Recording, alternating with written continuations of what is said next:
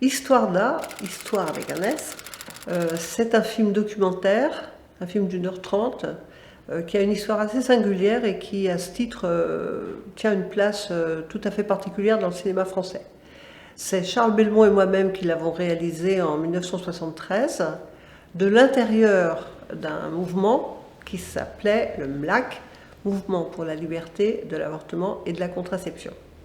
Quand on a voulu le sortir en salle, il a été interdit, mais alors complètement interdit, comme c'est assez rare en fait, interdit à la sortie en salle, évidemment, interdit à l'exportation, interdit même en projection privée, sur carton, dans des lieux clos, et l'affiche même, qui a été signée par Monique Friedman, a été interdite, pour des motifs stupides. Et récemment, le CNC a décidé que c'est un film de patrimoine, un film historique qu'il fallait absolument rendre pérenne, et il l'a fait restaurer. Donc maintenant, il est en argentique jusqu'à la fin des temps. Donc ma société, qui s'appelle L'Éclaireur, va éditer en DVD la version restaurée d'Histoire d'A, avec en supplément un film assez important, un documentaire. Et d'abord, voici quelques images d'Histoire d'A.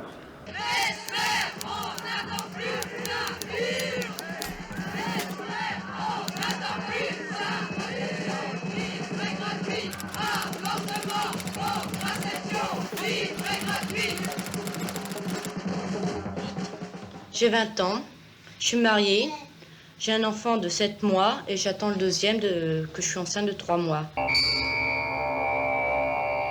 Non, je tiens pas à le garder. De toute façon, si je trouve personne pour le faire, moi je le fais moi-même. Hein. Avec une aiguille à tricoter, c'est simple. Hein. Faut prendre les risques.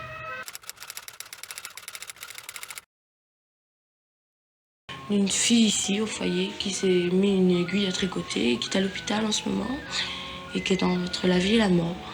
Tout ça parce que on lui a refusé la contraception. J'ai pris des lessiveuses qui pèsent 50 kilos, j'ai descendu du premier au rez-de-chaussée. Pour jamais tombé, ouais, c'est jamais tombé, jamais eu de chance. C'était vraiment bien accroché, hein.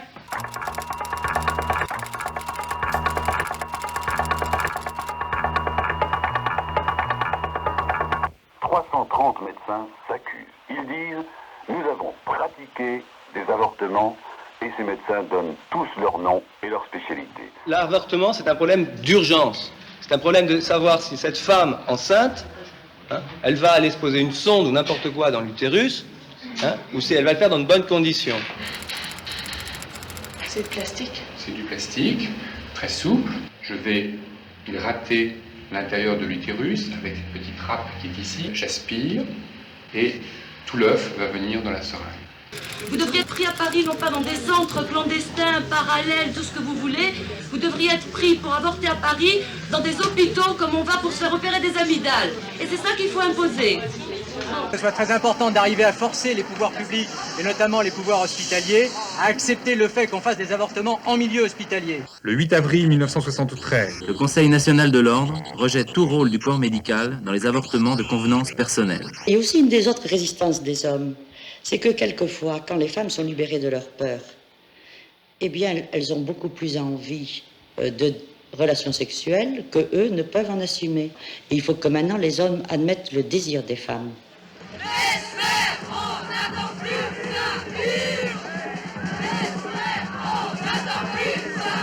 Le combat a payé. En 1974, Pompidou est mort.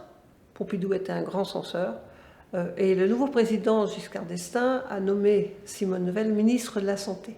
Son prédécesseur lui a dit tout de suite, il est urgent, c'est elle qui le raconte, il est urgent de légiférer parce qu'un jour vous allez trouver un beau matin un avortement sauvage dans votre propre bureau. Elle était très sincère et très courageuse, c'est vrai, mais sans ce mouvement de désobéissance civile, rien ne dit que quoi que ce soit aurait bougé.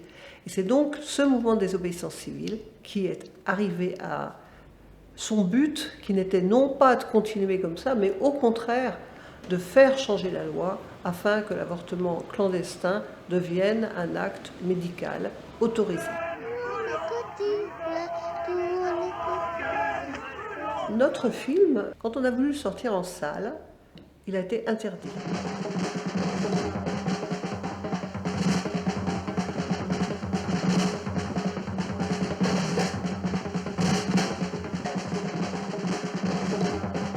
Il a été partie prenante de ce mouvement de désobéissance civile. Il a lui-même renforcé dans une espèce de grande partie de cache-cache qui a eu lieu pendant plus d'1 an, avec des projections partout en France et parfois à l'étranger.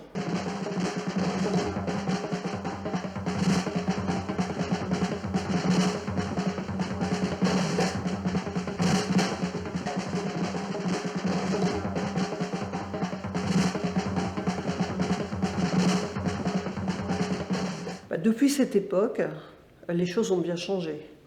Et le film que je voudrais faire en supplément du DVD d'Histoire d'Art, c'est un film qui fera le point un petit peu sur ce qui s'est passé en France et dans le monde. Mais plus largement, je voudrais mettre en évidence les forces qui sont hostiles aux droits reproductifs des femmes.